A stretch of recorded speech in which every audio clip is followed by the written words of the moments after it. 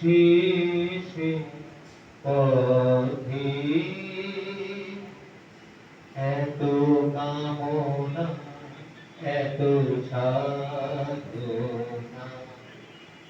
কোথায় মিশে কি আছে শেষে পথে শেষ কোথায় শেষ কোথায় কি আছে শেষে পথে